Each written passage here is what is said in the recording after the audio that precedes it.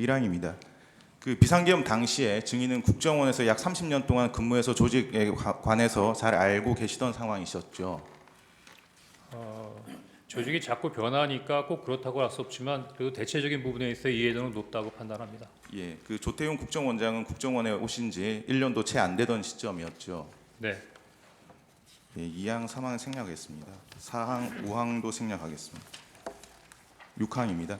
그 증인은 그 당일 그 계엄 당일에 조태용 국정원장에게 보고하시면서 대통령으로부터 전화를 받았습니다. 대통령께서 원장님이 미국 출장을 가셨는지 아셨나 봅니다라고 이제 말씀하신 것 같은데 그 이유가 대통령이 증인에게 이제 직접 전화하신 것에 대해서 나름대로 조태용 국정원장이 기분 상하도록 하지 않도록 하기 위한 그런 차원이었습니까? 사전에 뭘 얘기한 게 아니라 그냥 추정으로 얘기한 거고요. 예. 예. 그럼 별 뜻 없이 뭐 얘기하신 그런 겁니까? 거 아니면 나한테 전화할 이유가 없는데라는 어떤 그런 뉘앙스로 원장님께 말씀드리는 말씀. 예, 알겠습니다. 7항입니다. 그 피청구인은 그 2월 4일 심판정에서 이제 이렇게 말씀을 하셨습니다.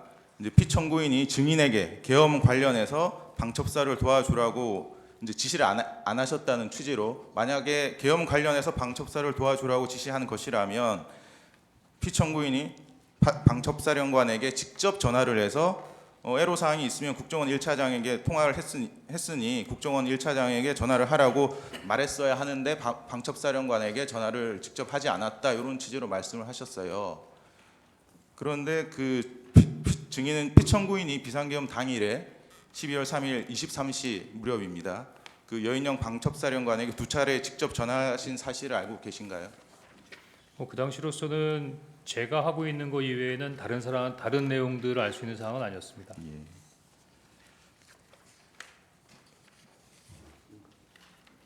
예, 제시는 생략하겠습니다. 그 여인영 사령관은 검찰 조사에서 이제 피청구인이 계엄 선포 이후 2번 정도 여인영에게 전화를 했고 오후 11시 조금 넘어서인 것 같다 이렇게 진술을 했습니다. 증인이 여인영 사령관과 통화할 당시에 여인영 사령관이 피청구인과 통화한 사실을 증인에게 얘기하지는 않았습니까? 다시 한번 얘기해 주시겠습니까? 그 이제 증인이 여인영 사령관하고 통화를 하셨는데 그때 여인영 사령관이 피청구인과 직접 통화를 했다 이런 얘기는 하지 않던가요? 그런 얘기는 없었습니다. 예, 나항입니다. 이 나항은 생략하고요. 뒷 질문만 물어보겠습니다. 그 여인영 사령관은 피청구 이렇게 진술을 합니다. 보여드리겠습니다. 그 갑제 49호 중에 15 여인영 피신 조서 44쪽입니다.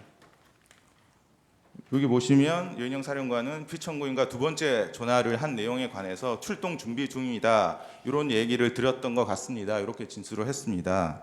여기서 출동의 의미는 여인영이 증인에게 말한 체포조 출동을 말하는 것으로 보이는데 어떻습니까? 기관이 다르기 때문에 그 기관에 있어서의 언어를 제가 해석하는 것은 적절치 않은 것 같습니다.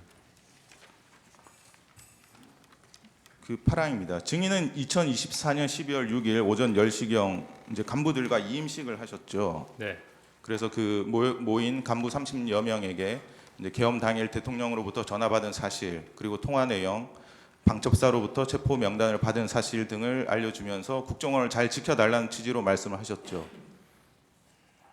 그 이임식 간담회에서요. 예, 예, 이임식 간담회에서 그런 내용을 공식적으로 한 건 사실입니다. 예. 국정원을 잘 지켜달라는 의미는 앞으로도 국정원이 이번 비상계엄과 같은 불법적인 일에 가담하지 말라는 당부의 말로 보면 됩니까? 뭐 함축적인 의미를 담고 있었습니다. 예. 예, 9항, 10항, 11항 생략하겠습니다. 12항입니다.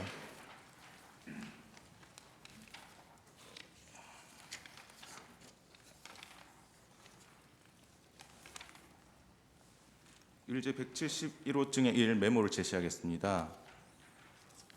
그 증인 아까 이제 말씀할 기회가 없으셨던 것 같은데 이 메모의 작성 경위에 대해서 간략하게 설명을 해주실 수 있으십니까? 예, 시간을 주신다면 말씀드리겠습니다. 예. 제가 전달했던 첫 번째 거를 올려주시고요.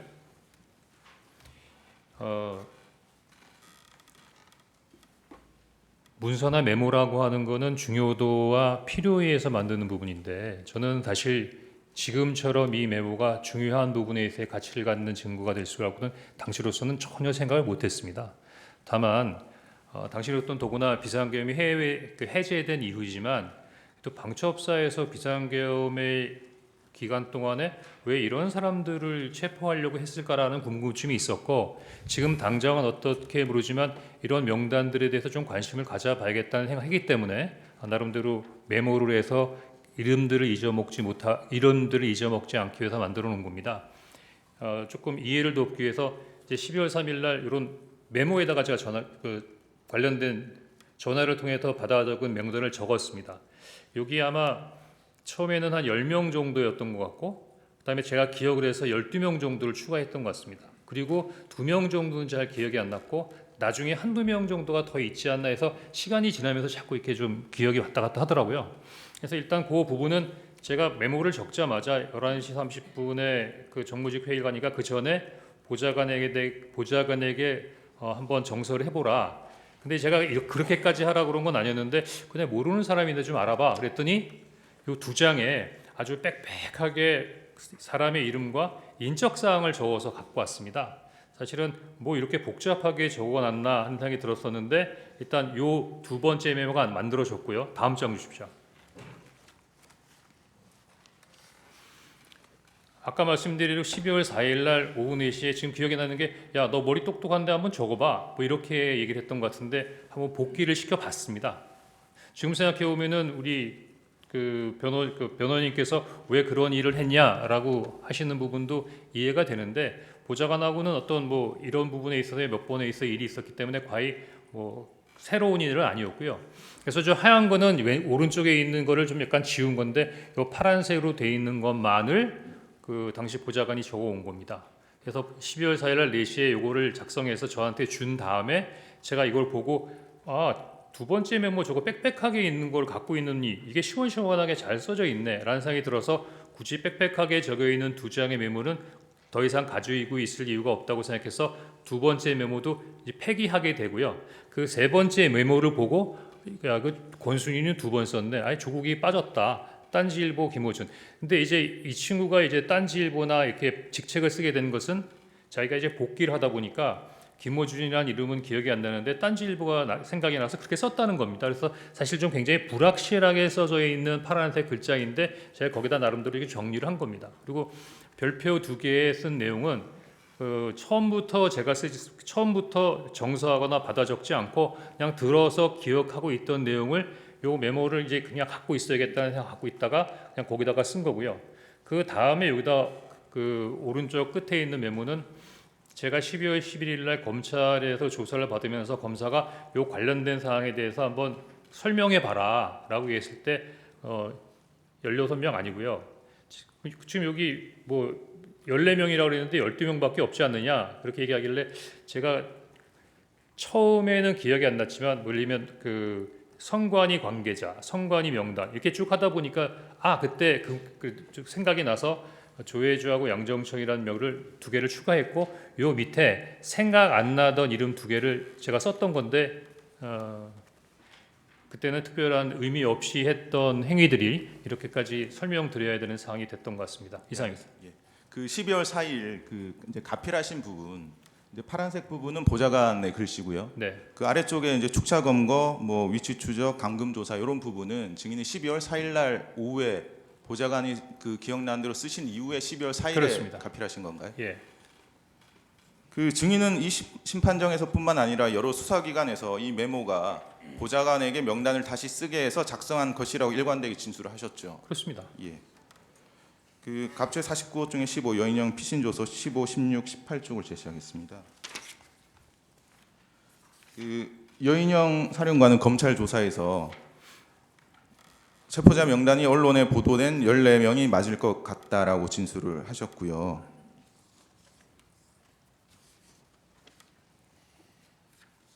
그 다음에 증인이 뭐 도와줄 것 없냐고 해서 체포자 명단을 불러주고 위치 확인을 도와달라고 했다라고 진술을 하셨습니다.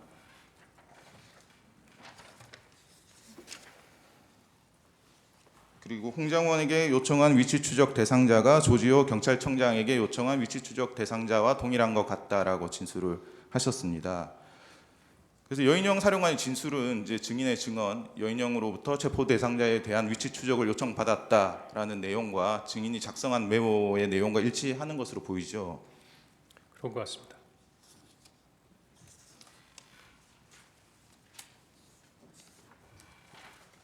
그리고 갑제 49호 중에 20, 여인영 사령관 피신 주어서 8쪽 12쪽을 제시하겠습니다.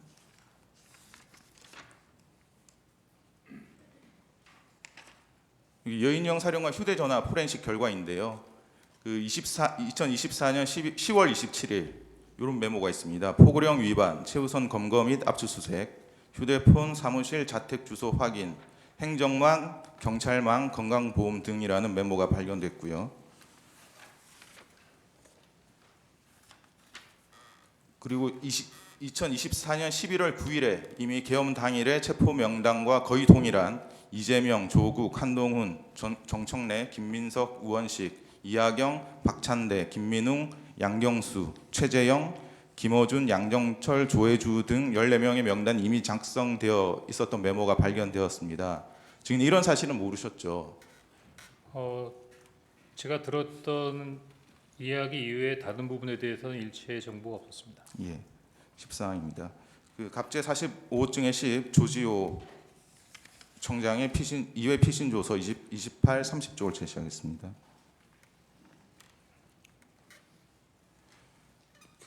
조지호 청장은 이제 여인영 사령관과 두 차례 통화를 했는데 첫 번째 통화는 22시 30분에서 22시 40분경 사이였다. 첫 번째 통화에서 안보 수사요원 100명을 지원해 달라.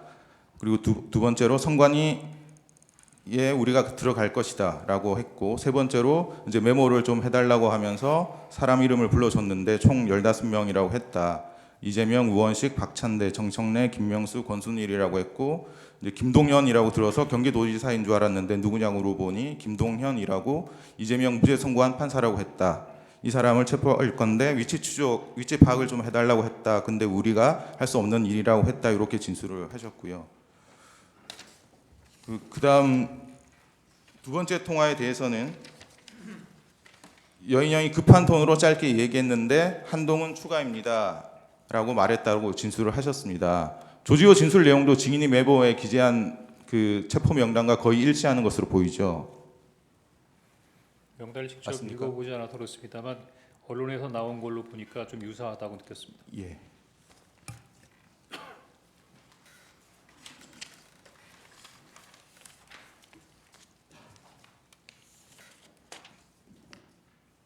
다시 171호증의 1 메모를 제시하겠습니다. 여기 이제 증인 보시면 14명, 16명이라고 기재되어 있는데 이 부분은 체포 대상자 인원수를 기재한 것인가요? 그렇습니다. 인원수를 이렇게 그러니까 체포 대상자라고 불러줬던 명단의 인원수를 예.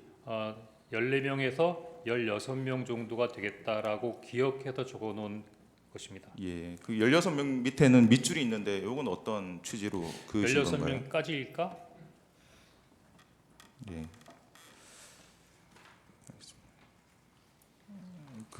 이제 기재한 인원은 12명으로 보이는데 나머지 2명 혹은 4명은 기억이 나지 않아서 이제 못 적으셨다는 것이죠. 제가 그 12월 6일 날 이 얘기할 때부터 2명이 기억이 안 나더라고요. 예. 근데 한 사람은 성관이 관계자라고 했고 한 사람은 아마 양 뭐라고 들었던 것까지는 기억이 난다고 하는데 누굴까 한동안 기억을 못했던 것 같습니다. 15항입니다. 갑제 49호 중에 15 여인영 피신 조서 15쪽 16쪽을 제시하겠습니다.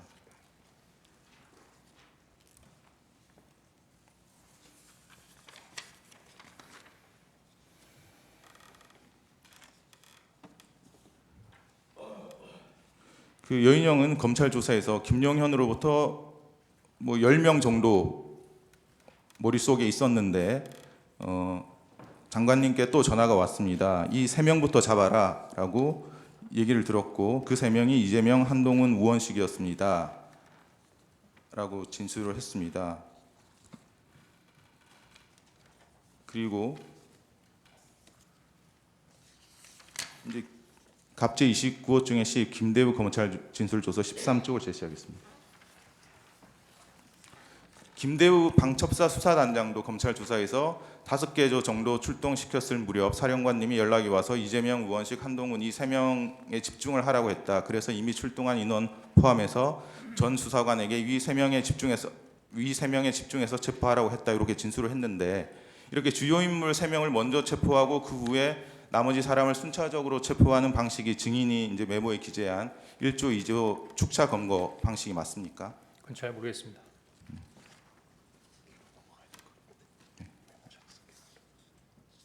이제 16항 생략하겠습니다. 18항도 생략하고요. 메모 작성 경위에 관해서 여쭤보겠습니다.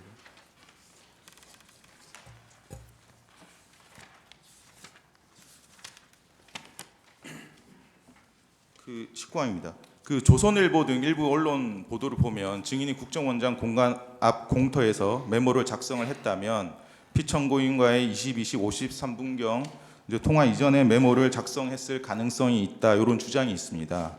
그 증인이 피청구인과 22시 53분경 통화 직전인 22시 46분경 여인형과의 통화를 한 것이 유일한데 이때 여인형으로부터 체포 명단을 들었습니까? 아닙니다.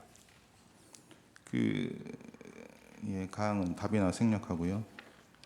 증인은 여인형과의 22시 46분경 통화 이후에 국정원장에게 연락을 했는데 연락이 되지 않아서 산하 부서장들에게 비상 소집을 지시하고 국정원장을 만나러 사무실에서 국정원장 공간으로 갔던 것이 맞나요? 맞습니다.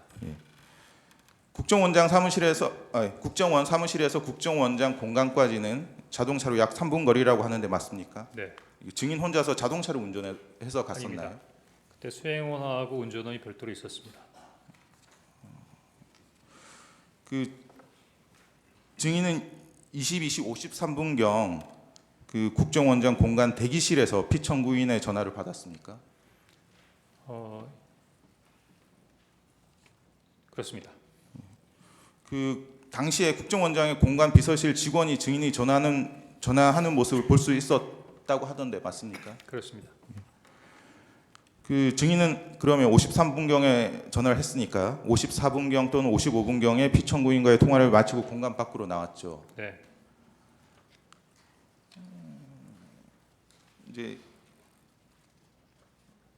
증인이 이제 지난 증인 신문 때는 22시 58분경과 23시 06분경 여인형과 두 차례 통화를 했는데 이제 두 통화의 시간 차이가 8분밖에 되지 않고 그래서 통화 장소와 통화 내용을 정확하게 구별하지 않고 이제 축약해서 통화 내용을 섞어서 진술한 것으로 보이는데 맞습니까? 예, 방금 설명드린 대로 그렇게 진술을 했습니다.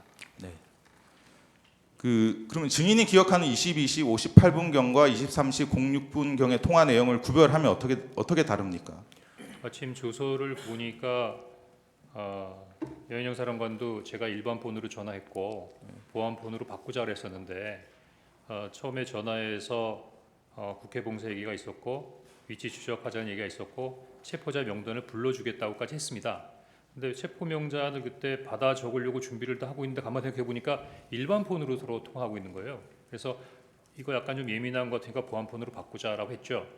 근데 보안 폰으로 바꾸고 보니까 제 보안 폰에는 차관급 이상의 국가안보 주요 간부들만 들어가 있었기 때문에 방첩사령관이 포함이 되어 있지 않았습니다.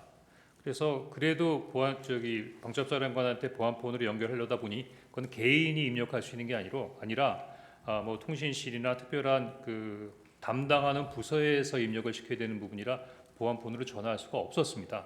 그래서 결국은 보안폰 통화를 시도하다가 보안폰 연결이 불가해서 최종적으로 다시 아까 전화했던 일반 전화로 다시 전화한 것이고요. 그래서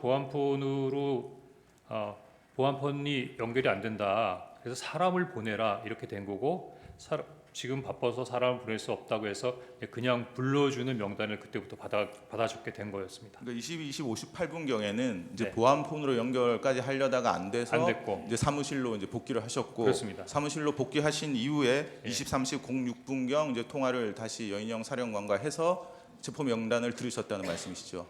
예, 그렇게 기억됩니다. 예. 23항입니다. 좀 바꿔서 물어보겠습니다. 그 언론 보도 등에 따르면 증인이 이제 CCTV에 22시 58분경에 이제 본청으로 들어가는 모습이 찍혔다 이런 보도가 있는데 그 증인이 기억하는 22시 58분경의 장소는 국정원장 공간 공터라는 말씀이시죠? 그렇습니다. 그 보통 CCTV에 표시되는 시각은 보통 실제 시각과 맞지 않고 적게는 수십 초에서 많게는 수십 분까지 오차가 있을 수 있어서 반드시 시간 보정을 해야 되는데 증인이 이런 사실을 알고 있습니까? 네, 알고 있습니다. 그 증인이 모습이 찍혔다는 CCTV 촬영 시각이 실제 시각과 오차가 정확하게 얼마나 보정되었는지 전혀 이제 확인되지 않은 것으로 보이는데 그럼 뭐 보정이 됐다 이런 얘기 못 들어보셨죠? 그런 얘기는 못 들어봤습니다. 예. 그리고 국정원은 CCTV 일부 정보만 선별적으로 공개하고 있고 증인이 CCTV상 언제 어디서 통화하는 모습이 찍혔는지에 대해서 전혀 밝히지 않고 있죠. 네.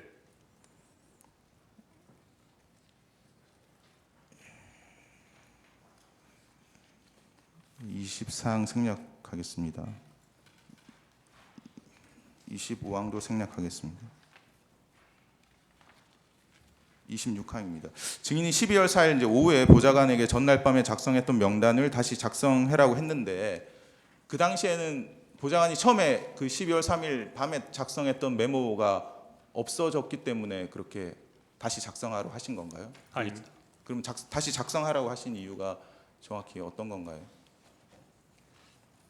12월 4일 오후에 그 명단을 쭉 보고 있으니까 계속 그 두 명이 생각이 안 났던 부분이 머리를 맴돌았고 한두 명 정도가 더 있을 텐데라는 생각이 들었는데 다시 여인영 사령한테 물어볼 수 있는 상황은 아니었기 때문에 혼자서 이렇게 할까 저렇게 할까 하다가 뭐 특별한 의미는 없지만 보좌관에게 야 너 머리 좋으니까 뭐 다시 써봐라 하고 얘기를 했고 사람이 어떤 일을 할 때 꼭 한 가지 이유로만 얘기하지 않습니까? 사실은 첫 번째 메모를 그 두 장으로 나눠서 써오는데 사람 이름에 가로 열고 뭐뭐뭐 해갖고서는 아주 빽빽하게 나서 어떻게 보면 보기가 어려울 정도로 복잡한 메모라 이거 버리고 새로 써야겠다는 생각을 했었는데 마침 이제 보좌관이 들어오길래 너 머리 좋으니까 한번 이름만 다시 한번 시원시원하게 써봐. 하여튼 뭐 이런 식으로 얘기를 했던 것 같습니다. 예. 그래서 그 파란색 볼펜으로 이렇게 이름하고 본인이 기억하려다가 기억하지 못한 부분을 직책으로 해서 이렇게 한 10명 정도를 기억해서 썼던 것 같습니다.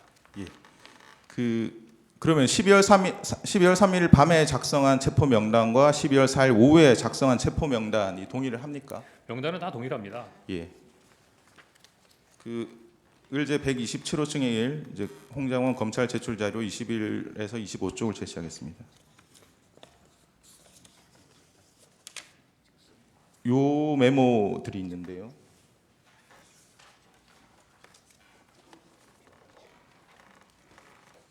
이제 요 메모들도 증인이 검찰에 제출하신 메모들이죠. 맞습니까? 제가 예. 12월 9일 날 병원에 입원할 때 굉장히 생각보다 위중한 상황이었기 때문에 지금 이거 보여주시는데 이거 서류가 잘 기억이 안 나는데요. 이거를 제가 검찰에 제출했습니까? 예, 검찰에서는 증인이 제출한 자료라고 하고 있는데 예. 이제 당시에 그 상황이 끝나고 난 다음에 그 상황을 좀 정리하기 위해서 메모를 해놨던 것 같긴 합니다. 예.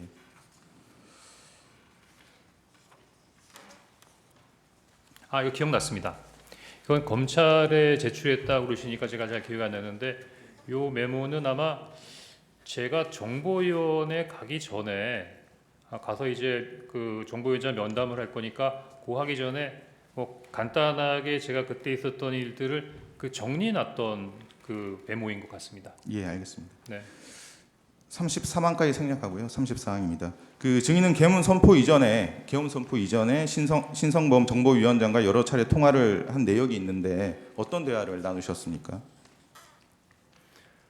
신성범 정보위원장하고 양당 간사하고는 자주 통화를 했습니다. 뭐 예를 들면 그 신문에 어떤 내용이 나면 또는 뭐 해외 관련된 사항이 나면 뭐 그 부분에 대해서 묻기도 했고요. 그리고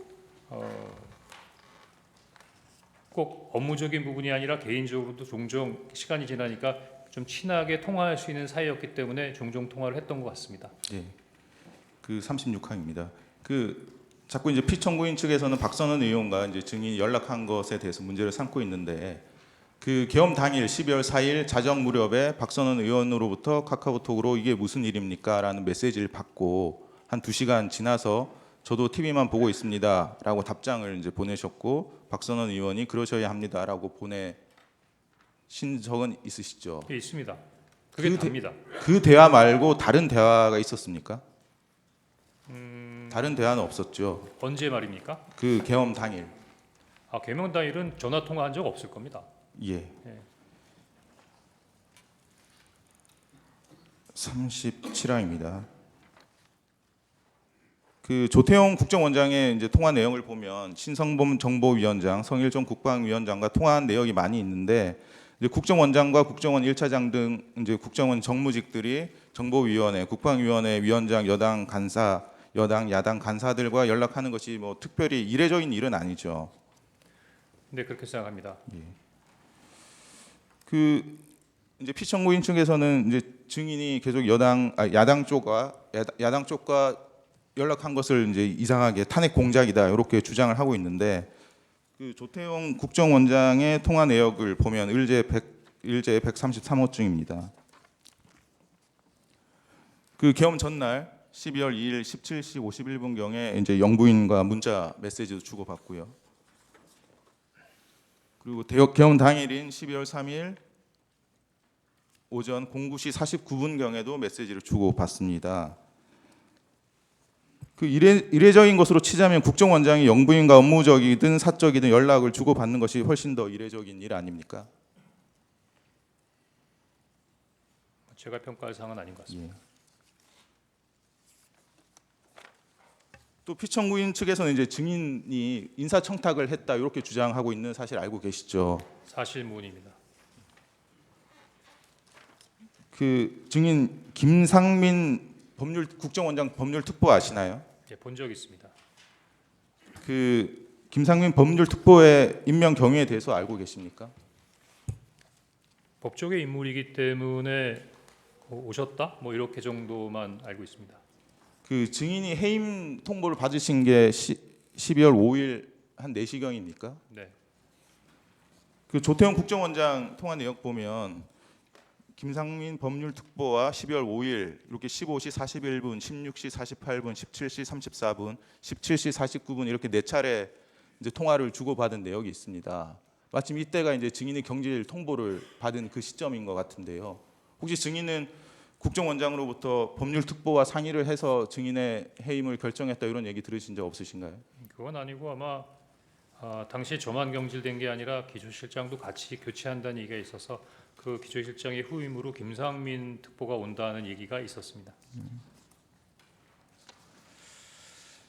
예, 39항은 지난번 증인신문에 했었는데 질문을 안 한 내용이어서 좀 여쭤보겠습니다.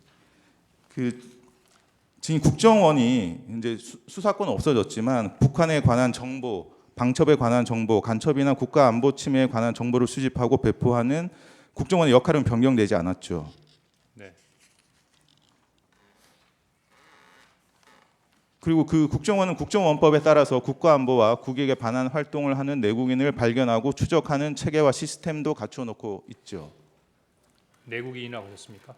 예, 국가안보와 국익에 반하는 활동을 하는 내국인을 발견하고 추적하는 체계와 시스템을 갖추어 놓고 있지 않나요?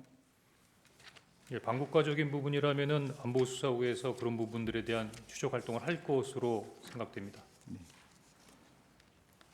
그리고 국정원은 이제 수사권은 없어졌지만 이제 현장 조사, 문서 열람, 시료 채취, 자료 제출 요구, 진술 요청 등을 할 수 있는 조사권이 2024년 1월 1일부터 새로 신설돼서 시행되고 있는데 그 사실 알고 계시죠? 예, 조사권은 있다고 알고 있습니다. 네. 예, 추가 신문하십시오.